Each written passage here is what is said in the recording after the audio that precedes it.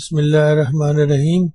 معزز سامعین، عابد حسین آپ کی خدمت میں سلام عرض کرتا ہے۔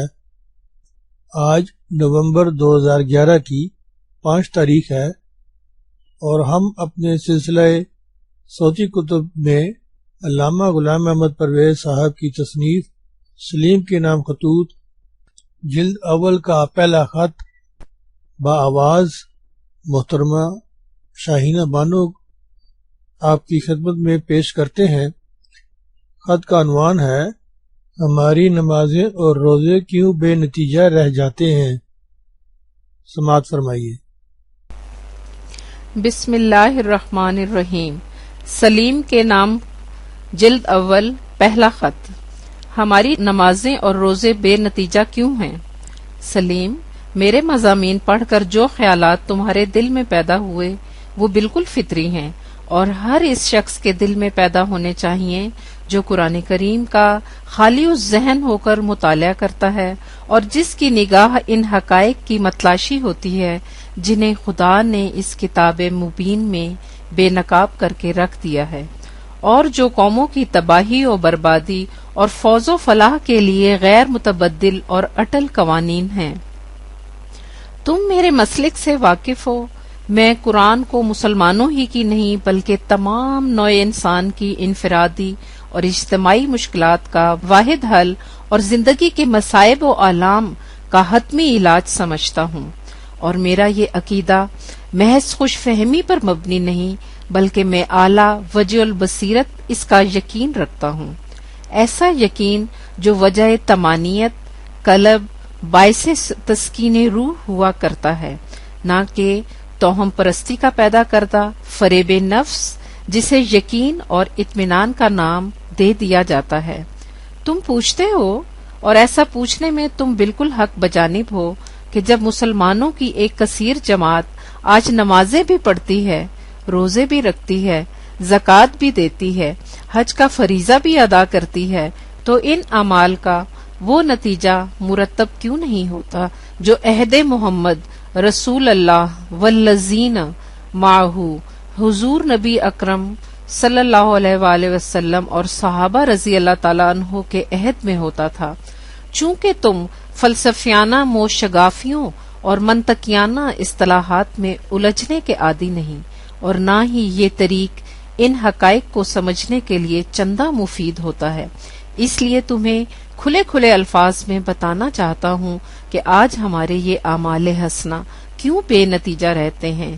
سلیم، ذرا غور کرو کہ جاڑے کا موسم ہے، سخت سردی کا دن، شام کے قریب، جبکہ آفتاب کی شعاؤں میں طمانینت باقی نہیں رہی۔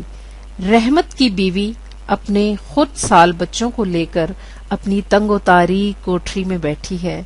رحمت کی بیوی کو تم جانتے ہو، تم بچپن میں ان کے ہاں کھیلنے جایا کرتے تھے۔ عمر کا تقاضا تھا کہ اس کے چہرے پر شگفتگی و شادابی ہوتی، لیکن مسلسل فاقوں نے اسے ایسی افسردگی اور پس مردگی میں بدل دیا تھا کہ وہ ایک اجڑا ہوا بہشت معلوم ہوتا تھا، جس پر سوائے نور عصمت کے جو ہر ایسی پاک دامن بی بی کے چہرے پر ہونا چاہیے، رونق اور زندگی، تازگی اور بشاشت کا کوئی نشان تک باقی نہ تھا۔ ہاں، وہ اپنے بچوں کو لے کر چولہے کے قریب آ بیٹھی، خشک ٹہنیاں، سوکھے ہوئے پتے، خس و خاشاک دوپہر کو اکٹھا کر لاتی تھی، انہیں سلگا دیا تاکہ بچے آگ تاپتے رہیں، لیکن بچوں کو تو سردی سے زیادہ بھوک ستا رہی تھی۔ اس نے ان کے پہم معصوم تقاضوں سے مجبور ہو کر ہنڈیا میں خالی پانی ڈال کر چولہے پر چڑھا دیا، اور یوں ان ننھے بچوں کو نہیں، خود اپنے آپ کو فریب دے لیا۔ ہر آہٹ پر کان، ہر جنبش پر نگاہ تھی۔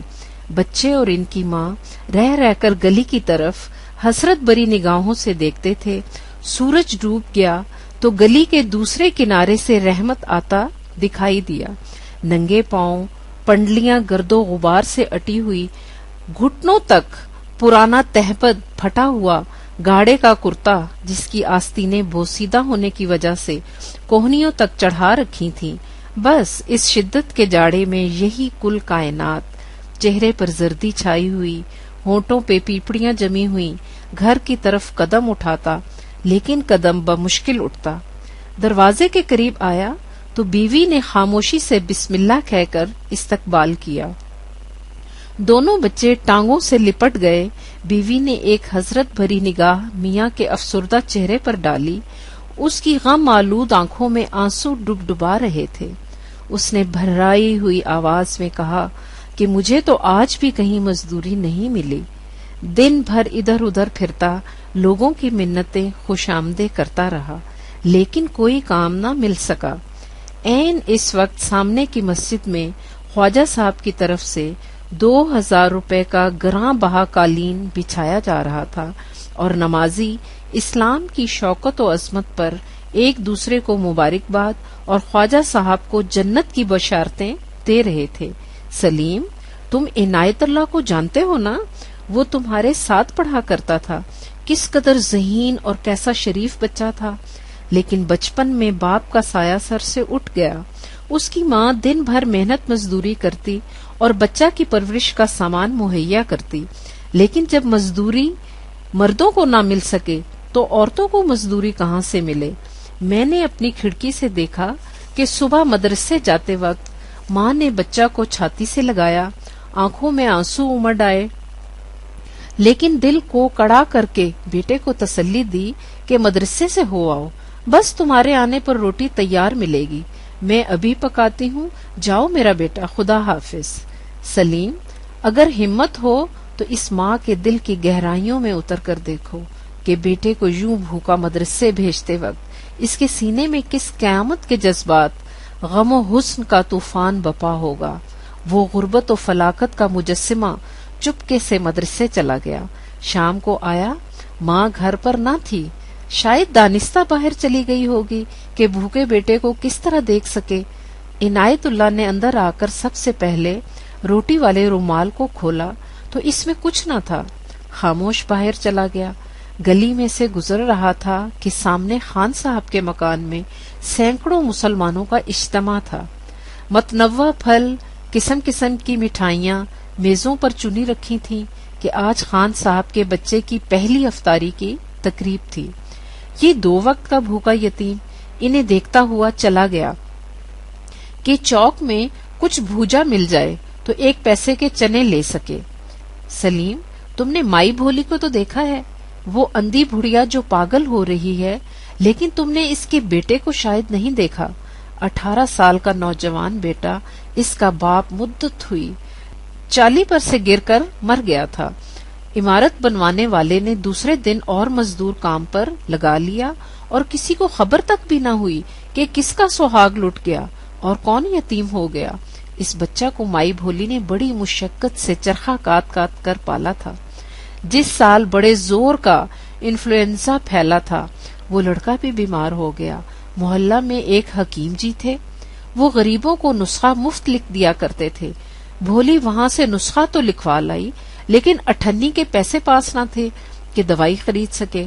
सलीम, बावर करो कि इसने मोहल्ले के एक एक घर में जाकर मिन्नतें की कि कहीं से कुछ पैसे कर्ज मिल जाएं, लेकिन किसी ने कुछ न दिया। नुस्खा हाथ में था और सामने जवान बेटा जान तोड़ रहा था। बेचारा तड़प तड़प कर मर गया।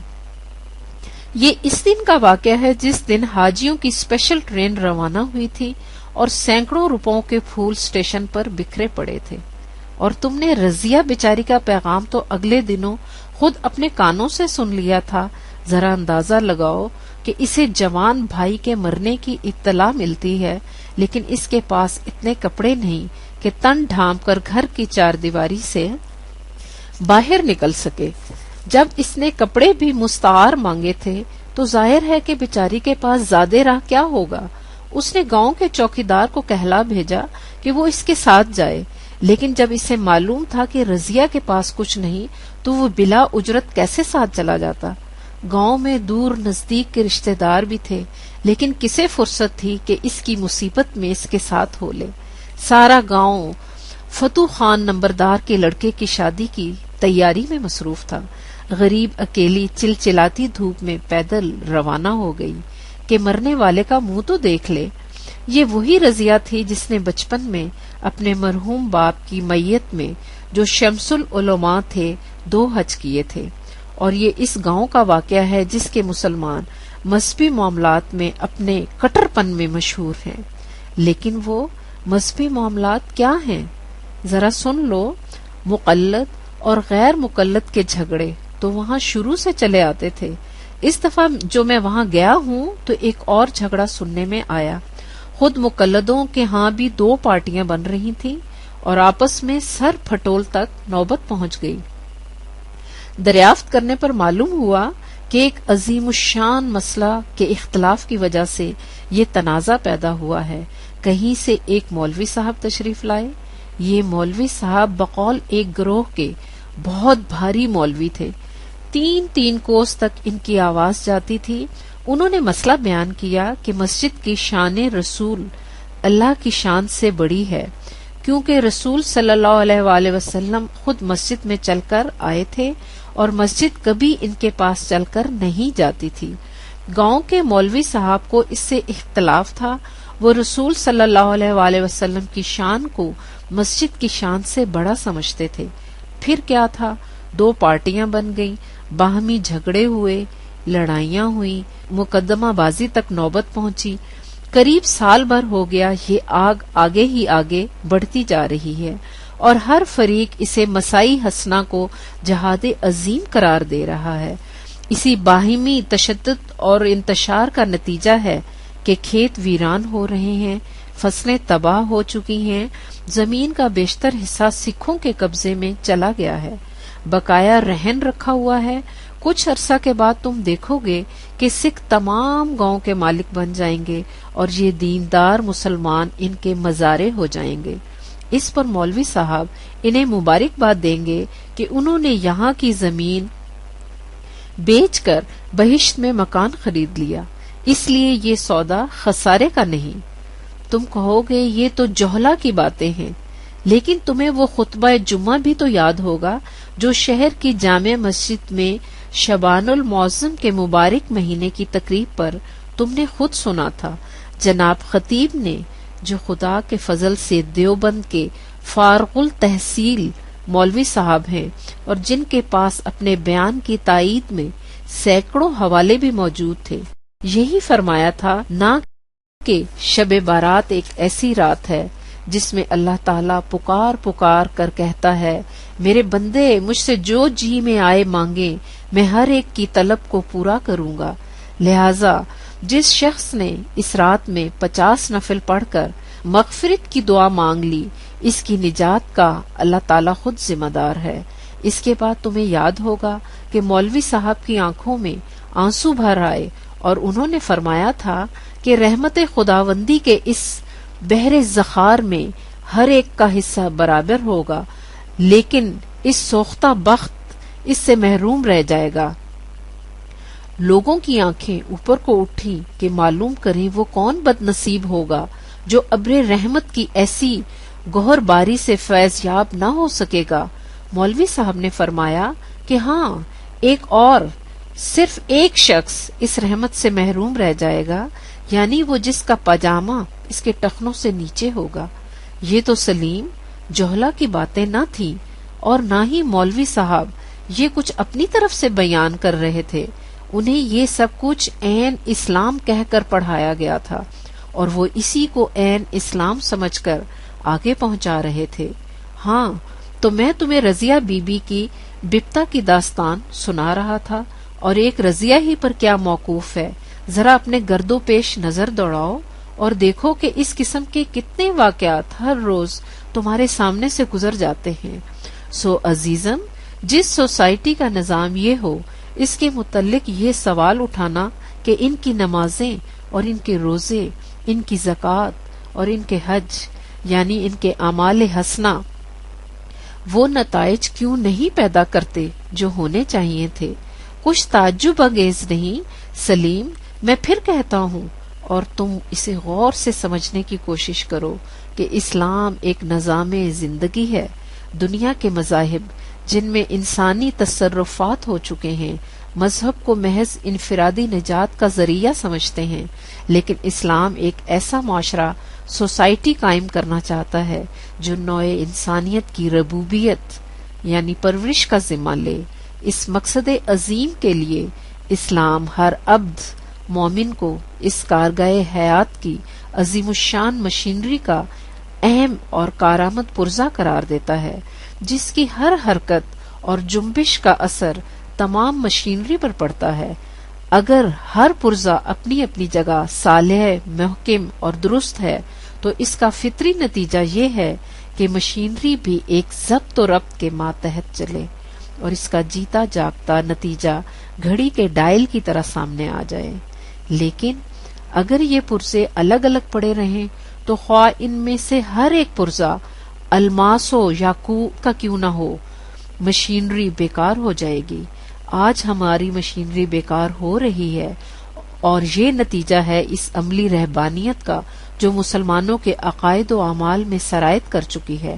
سلیم، غور سے قرآن کریم کا مطالعہ کرو تو تم پر یہ حقیقت بے نقاب ہو جائے گی کہ کسی قوم پر ذلت و مسکنت اور افلاس و نکبت کا چھا جانا اور پھر اس قوم کا اس حالت پر مطمئن ہو جانا خدا کا غضب ہے، اللہ کا عذاب ہے، اور یہ تو تم سمجھتے ہی ہو کہ ایک مغضوب علیہ قوم محض بے روح نمازوں اور رسمی روزوں کے بل بوتے پر اپنے آپ کو منعم علیہ قرار نہیں دے سکتی۔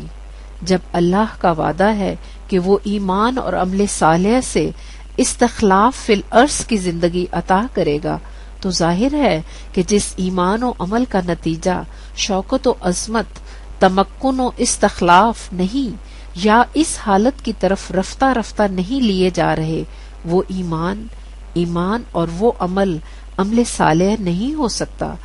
اس کے سوا تم کسی اور نتیجے تک پہنچ ہی نہیں سکتے۔ کیوں؟ اللہ کے وعدے تو بہرحال سچے ہیں اور اس کا قانون اٹل۔ سلیم، ذرا انسانیت کے معراج کبریٰ یعنی دور رسالت کی تاریخ پر نگاہ ڈالو۔ وہ کون سا خاص پروگرام تھا جسے کانفرنسوں اور انجمنوں نے مرتب کر کے قوم کے سامنے رکھا تھا؟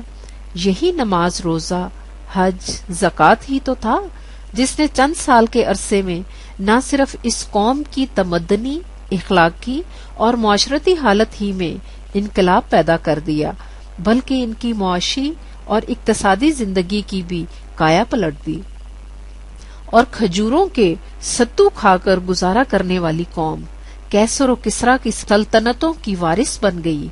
ان ہی سیدھے سادے اعمال نے ان کے اندر وہ انقلاب پیدا کر دیا جو ایک مرد مومن کی نگاہ میں تقدیریں بدل دینے والی قوت پیدا کر دیتا ہے۔ یہ اس لیے کہ یہ تمام اعمال در حقیقت مختلف اجزاء تھے اس پروگرام کے، جس کا عنوان یعنی مقصود آخر قرآن کے پہلے 4 الفاظ پر مشتمل ہے، یعنی الحمدللہ رب العالمین، وجہ ستائش اللہ کا وہ پروگرام نظام ہے جو دنیا میں خدا کی ربوبیت عامہ، نوع انسان کی پرورش و تربیت کا مظہر ہے۔ لہذا جو اعمال اس نظام کے قیام کا ذریعہ نہیں بنتے وہ بے روح رسموں سے زیادہ کچھ نہیں ہوتے۔ سلیم، ایک مرتبہ اس حقیقت کو پھر سمجھ لو کہ میرا مقصد یہ نہیں کہ اعمال اسلامی کا محاصل محض اسی دنیا کی فلاح و کامیابی، غلبہ و تسلط ہے، ہرگز نہیں۔ اگر ایسا ہو تو پھر خدا کی بادشاہت اور فرعون کی حکومت میں فرق کیا ہوا؟ میں جو کچھ کہنا چاہتا ہوں وہ یہ ہے کہ اعمال اسلامی کا لازمی اور فطری نتیجہ اس دنیا میں حکومت و سطوت اور شوکت و عظمت کی زندگی بھی ہے، اور اس کے بعد کی دنیا میں سرخ روئی اور آبرو مندی کی زندگی بھی۔ اگر ہمارے اعمال اس دنیا میں شوکت و عظمت پیدا نہیں کرتے تو ہمیں سمجھ لینا چاہیے کہ ہمارے اعمال اسلام کی میزان میں پورے نہیں اترتے۔ سلیم، تم پوچھتے ہو کہ بالآخر یہ عذاب کی زندگی ہم پر مسلط کیوں ہو گئی؟ حیران ہوں کہ تم اب تک اتنی سی بات بھی نہ سمجھ سکے۔